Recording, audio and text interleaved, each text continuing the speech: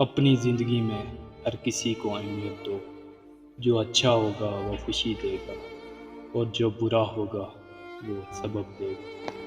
غلطی ماننے اور گناہ چھوڑنے میں کبھی دیر مت کرو، کیونکہ سفر جتنا طویل ہوتا جائے گا واپسی اتنی دشوار ہوگی۔ علم کا ایک قطرہ جہالت کی سمندر سے بہتر ہے، اور عمل کا ایک قطرہ علم کے سمندر سے افضل ہے۔ جیت کی عادت اچھی ہوتی ہے، لیکن کچھ رشتوں میں ہار جانا ہی بہتر ہوتا ہے۔ جو شخص تمہارا غصہ برداشت کر لے اور وہ ثابت قدم رہے تو وہ تمہارا سچا دوست ہے۔ تم پانی جیسے بنو جو اپنا راستہ خود بنا لیتا ہے، پتھر جیسے مت مرو جو دوسروں کا راستہ بھی روک لیتا ہے۔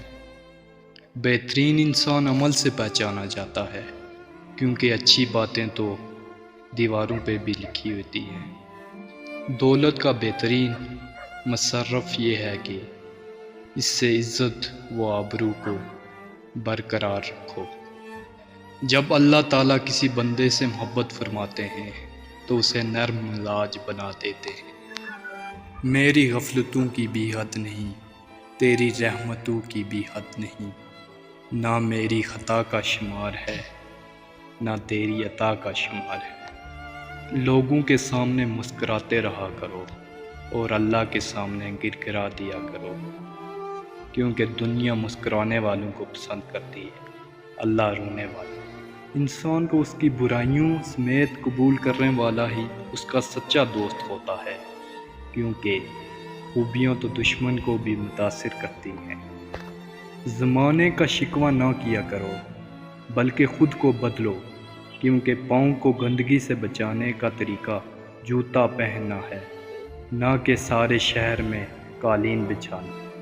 علم وہ نہیں جو آپ نے سیکھا ہے، علم تو وہ ہے جو آپ کے عمل و کردار سے ظاہر ہو۔ ہمیشہ سچے لوگوں سے دوستی رکھو، کیونکہ وہ اچھے دنوں میں سرمایہ اور برے دنوں میں محافظ ہوتے ہیں۔